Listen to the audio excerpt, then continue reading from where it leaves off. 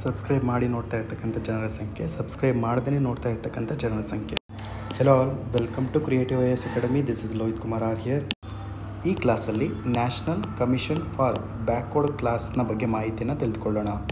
ಈ ಹಿಂದೆ ನಾವು national commission for scheduled tribes ಬಗ್ಗೆ ಮಾಹಿತಿಯನ್ನು ತಿಳಿದುಕೊಳ್ಳುವೆ. ಬಟ್ ಇಲ್ಲಿ ನ್ಯಾಷನಲ್ ಕಮಿಷನ್ ಫಾರ್ ಬ್ಯಾಕ್ವರ್ಡ್ ಕ್ಲಾಸ್ನ ಬಗ್ಗೆ ಮಾಹಿತಿಯನ್ನು ತಿಳಿದುಕೊಳ್ಳೋಣ. ತುಂಬಾ ಇಂಪಾರ್ಟೆಂಟ್ ಇದು. ಸೊ ಮೊದಲನೇ ಹಂತದಲ್ಲಿ ಭಾರತ ಸಂವಿಧಾನದಲ್ಲಿ ಇದನ್ನು ಯಾವ ಆರ್ಟಿಕಲ್ನ ಅಡಿಯಲ್ಲಿ ಸೇರಿಸಲಾಗಿದೆ ಅಂತ ನೋಡ್ಕೊಂಡಾಗ 338B ಆರ್ಟಿಕಲಲ್ಲಿ ಸೇರಿಸಲಾಗಿದೆ. ಇದು ಮೊದಲನೇ ಪಾಯಿಂಟ್. ಇದನ್ನು ಇತ್ತೀಚೆಗೆ ಅಂದರೆ 2018ರಲ್ಲಿ ಒಂದು ಕಾನ್ಸ್ಟಿಟ್ಯೂಷನಲ್ ಅಮೆಂಡ್ಮೆಂಟ್ನ ಮುಖಾಂತರವಾಗಿ, ಸಾಂವಿಧಾನಿಕ ತಿದ್ದುಪಡಿಯ ಮುಖಾಂತರವಾಗಿ ಇದನ್ನು ಅಡಾಪ್ಟ್ ಮಾಡಿಕೊಳ್ಳಲಾಯಿತು. ಎಷ್ಟನೇ ಸಾಂವಿಧಾನಾತ್ಮಕ ತಿದ್ದುಪಡಿ ಅಂತ ನೋಡ್ಕೊಂಡಾಗ 102ನೇ ಕಾನ್ಸ್ಟಿಟ್ಯೂಷನಲ್ ಅಮೆಂಡ್ಮೆಂಟ್ ಆ್ಯಕ್ಟ್ನ ಮುಖಾಂತರವಾಗಿ ಭಾರತ ಸಂವಿಧಾನಕ್ಕೆ ಸೇರಿಸಿಕೊಳ್ಳಲಾಗಿದೆ. ಇದು ಎರಡನೇ ಪಾಯಿಂಟ್ ಆಗುತ್ತೆ. ಮೊದಲನೇ ಪಾಯಿಂಟು ಯಾವ ವಿಧಿಯ ಅಡಿಯಲ್ಲಿ ಬರುತ್ತೆ? 338B article. 102ನೇ ಸಂವಿಧಾನಾತ್ಮಕ ತಿದ್ದುಪಡಿ ಕಾಯ್ದೆ ಮುಖಾಂತರವಾಗಿ ನ್ಯಾಷನಲ್ ಕಮಿಷನ್ ಫಾರ್ ಬ್ಯಾಕ್ವರ್ಡ್ ಕ್ಲಾಸಸ್ಸನ್ನು ಭಾರತ ಸಂವಿಧಾನಕ್ಕೆ, ಇಂಡಿಯನ್ ಕಾನ್ಸ್ಟಿಟ್ಯೂಷನ್ಗೆ ಸೇರಿಸಿಕೊಳ್ಳಲಾಗಿದೆ.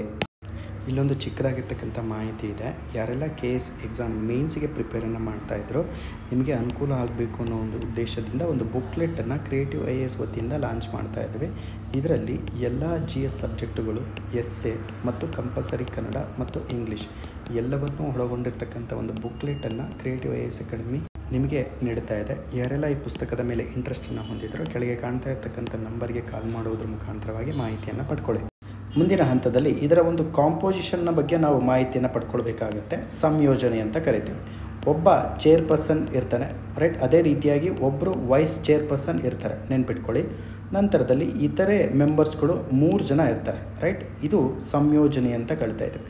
ನಾವು ಯಾವುದ್ರ ಬಗ್ಗೆ ಮಾತನಾಡ್ಕೊಳ್ತಾ ಇದ್ದೀವಿ ನೆನ್ಪಿಟ್ಕೊಳ್ಬೇಕು? National commission for backward classes ಬಗ್ಗೆ ಮಾತಾಡ್ತಿದ್ದೀವಿ.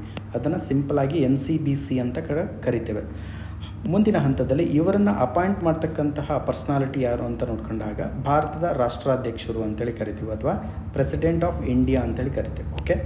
ಎಲ್ಲ ಕಾನ್ಸ್ಟಿಟ್ಯೂಷನಲ್ ಬಾಡಿನ ಮುಖ್ಯವಾಗಿರ್ತಕ್ಕಂಥ ಅಧ್ಯಕ್ಷರು ಏನಿದಾರಲ್ಲ ಅವರೆಲ್ಲರನ್ನೂ ಕೂಡ ಯಾರು ಅಪಾಯಿಂಟ್ ಮಾಡಲಾಗುತ್ತೆ? ಪ್ರೆಸಿಡೆಂಟ್ ಆಫ್ ಇಂಡಿಯಾ ಅವರಿಂದ ಅಪಾಯಿಂಟ್ ಮಾಡಲಾಗುತ್ತೆ. ಅದರಿಂದ under the warrant and seal ಅಂತೇಳಿ ಕರಿತೇವೆ. ವಾರೆಂಟ್ ಆ್ಯಂಡ್ ಸೀಲ್ ಅಂತೇಳಿ ಕರಿತೇವೆ. ಈ ಪಾಯಿಂಟ್ ತಾವು ನೆನ್ಪಿಟ್ಕೊಳ್ಬೇಕಾಗುತ್ತೆ. ಇದರ ಅಧಿಕಾರಾವಧಿ ಅಂದರೆ ಒಂದು ಬಾರಿ ನ್ಯಾಷನಲ್ ಕಮಿಷನ್ ಫಾರ್ ಶೆಡ್ಯೂಲ್ಡ್ ಅದು ಬ್ಯಾಕ್ವರ್ಡ್ ಕ್ಲಾಸಿಗೆ ಅಪಾಯಿಂಟ್ ಆದಾಗ ಅವರ ಅಧಿಕಾರಾವಧಿ ಎಷ್ಟು ವರ್ಷ ಇರುತ್ತೆ ಅಂದರೆ 3 ವರ್ಷ. ಪೋಸ್ಟ್ ಟೆನ್ಯೂರ್ ಅಪಾಯಿಂಟ್ಮೆಂಟ್ ಅಂದರೆ ಈ ಅಧಿಕಾರಾವಧಿ ಮುಗಿದ ನಂತರ ಮತ್ತೆ ಯಾವುದಾದ್ರೂ ಬಾಡಿಗೆ ಅಪಾಯಿಂಟ್ಮೆಂಟ್ ಚಾನ್ಸಸ್ ಇದೆ ಅಂತ ಪ್ರಶ್ನೆಯನ್ನು ಕೇಳಿದಾಗ ನಾಟ್ ಎಲಿಜಿಬಲ್ ಫಾರ್ ರೀ ಅಪಾಯಿಂಟ್ಮೆಂಟ್ ಅಂತ ತಾವು ತಿಳ್ಕೊಳ್ಬೇಕಾಗುತ್ತೆ.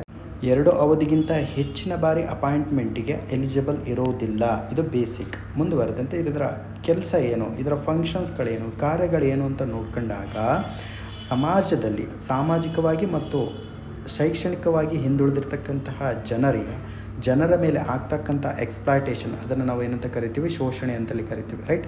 ಈ ಶೋಷಣೆಯನ್ನು ತಡೆಯೋದಕ್ಕೆ ಮತ್ತು ಸೋಷಲಿ ಮತ್ತು ಎಜುಕೇಷನಲ್ಲಿ ಬ್ಯಾಕ್ವರ್ಡಲ್ಲಿ ಇರ್ತಕ್ಕಂತಹ ವ್ಯಕ್ತಿಗಳನ್ನು, ನಾಗರಿಕರನ್ನು ಸೇಫ್ ಗಾರ್ಡ್ ಮಾಡಬೇಕು, ಅಂದರೆ ಸಂರಕ್ಷಣೆಯನ್ನು ಮಾಡಬೇಕು ಅನ್ನೋ ಉದ್ದೇಶವನ್ನು ಕಾರ್ಯವನ್ನಾಗಿ ಹೊಂದಲಾಗಿದೆ. ಇದು ಎರಡನೇ ಪಾಯಿಂಟ್ ಆಗುತ್ತೆ.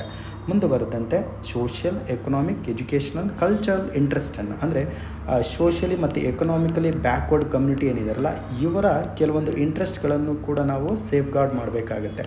ಆ ಒಂದು ಕೆಲಸವನ್ನು ಯಾರು ಮಾಡ್ತಾರೆ? NCBC ಮಾಡುತ್ತೆ.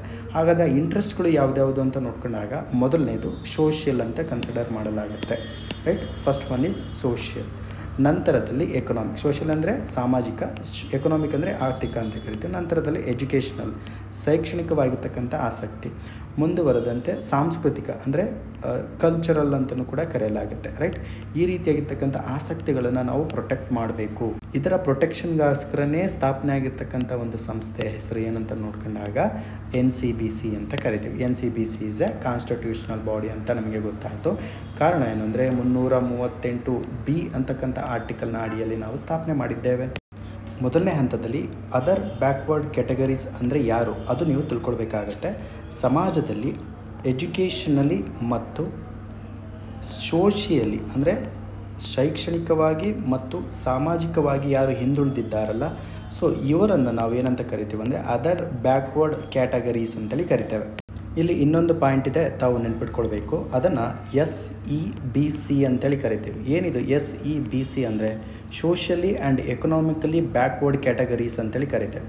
ಯಾವ ಒಂದು community socially and economically backward ಕಮ್ಯುನಿಟಿಯ ಒಂದು ಪ್ಲೇಸನ್ನು ಹೊಂದಿದೆ ಅನ್ನೋದನ್ನು ಡಿಸೈಡ್ ಮಾಡ್ತಕ್ಕಂಥ ಒಂದು ಅಥಾರಿಟಿ ಯಾವ ಗೌರ್ನಮೆಂಟ್ ಹತ್ರ ಕೊಡಲಾಗಿದೆ ಅಥವಾ ನೀಡಲಾಗಿದೆ ಅಂತ ನೋಡ್ಕೊಂಡಾಗ ಸ್ಟೇಟ್ ಗೌರ್ನಮೆಂಟ್ ಅಂತ ತಾವು ನೆನ್ಪಿಟ್ಕೊಳ್ಬೇಕು. ಮುಂದುವರೆದಂತೆ ಇದಕ್ಕೆ ಸಂಬಂಧಪಟ್ಟಂತೆ 105ನೇ ಸಾಂವಿಧಾನಾತ್ಮಕ ತಿದ್ದುಪಡಿ ಕಾಯ್ದೆಯನ್ನು ಜಾರಿ ಮಾಡಲಾಗಿದೆ. ಅದನ್ನು ನೆಕ್ಸ್ಟ್ ಡಿಸ್ಕಸ್ ಮಾಡೋಣ.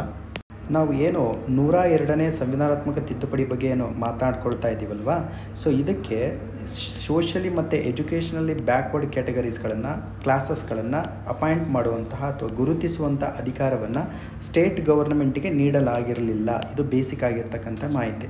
ಬಟ್ 105ನೇ ಸಂವಿಧಾನಾತ್ಮಕ ತಿದ್ದುಪಡಿ ಅಂತ ಏನು ನಾವು ಡಿಸ್ಕಸ್ ಮಾಡ್ತಾ ಇದ್ದೀವಲ್ವ, ಇದು ಏನು ಮಾಡ್ತು, ಸ್ಟೇಟ್ ಗೌರ್ನಮೆಂಟಿಗೆ ಆ ರಾಜ್ಯದಲ್ಲಿರುವಂತಹ ಸೋಷಿಯಲಿ ಎಕನಾಮಿಕಲಿ ಬ್ಯಾಕ್ವರ್ಡ್ ಕ್ಯಾಟಗರೀಸನ್ನು ಕ್ಲಾಸಸನ್ನು ಅಪಾಯಿಂಟ್ ಮಾಡ್ಬೋದು ಅಥವಾ ಐಡೆಂಟಿಫಿಕೇಷನ್ ಮಾಡ್ತಕ್ಕಂಥ ಒಂದು ಸುಪ್ರೀಂ ಪವರನ್ನು ಸ್ಟೇಟ್ ಗೌರ್ಮೆಂಟಿಗೆ ನೀಡಲಾಯಿತು. ಇದು ಬೇಸಿಕ್ ಆಗಿರ್ತಕ್ಕಂಥ ಮಾಹಿತಿ.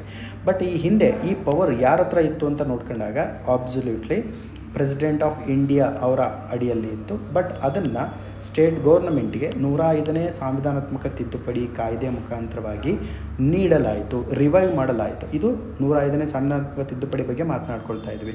ಬಟ್ 102ನೇ ಸಂವಿಧಾನಾತ್ಮಕ ತಿದ್ದುಪಡಿ ಯಾವುದಕ್ಕೆ ಸಂಬಂಧಪಟ್ಟಿದೆ, national commission for backward classes ಅಂತೇಳಿ ಕರಿತೀವಿ. ಇದಕ್ಕೆ ಕಾನ್ಸ್ಟಿಟ್ಯೂಷನಲ್ ಸ್ಟೇಟಸನ್ನು ನೀಡಿರ್ತಕ್ಕಂಥ ಸಂಸ್ಥೆ ಅಥವಾ ತಿದ್ದುಪಡಿ ಯಾವುದು ಅಂತ ನೋಡ್ಕೊಂಡಾಗ 102ನೇ ಸಂವಿಧಾನಾತ್ಮಕ ತಿದ್ದುಪಡಿ ಕಾಯ್ದೆ ಅಂತ ಕರಿತೇವೆ. ಇದುವರೆಗೂ ಯಾರು ನಮ್ಮ ಟೆಲಿಗ್ರಾಮ್ ಚಾನಲ್ಗೆ ಜಾಯ್ನ್ ಆಗಿಲ್ಲೋ ದಯವಿಟ್ಟು ಟೆಲಿಗ್ರಾಮ್ ಚಾನಲ್ಗೆ ಜಾಯ್ನ್ ಆಗಿ. ಕ್ರಿಯೇಟಿವ್ IAS ಅಕಾಡೆಮಿ ಅಂತ ಒಂದು ಆ್ಯಪ್ ಇದೆ. ಆ್ಯಪನ್ನು ಡೌನ್ಲೋಡ್ ಮಾಡಿಕೊಂಡು ಮಾಹಿತಿಯನ್ನು ಪಡ್ಕೊಳ್ಳಿ. ಮುಂದುವರೆದಂತೆ ನಮ್ಮ ಯೂಟ್ಯೂಬ್ ಚಾನಲ್ನ ಸಬ್ಸ್ಕ್ರೈಬ್ ಮಾಡಿಕೊಂಡು ಸಪೋರ್ಟ್ ಮಾಡಿ.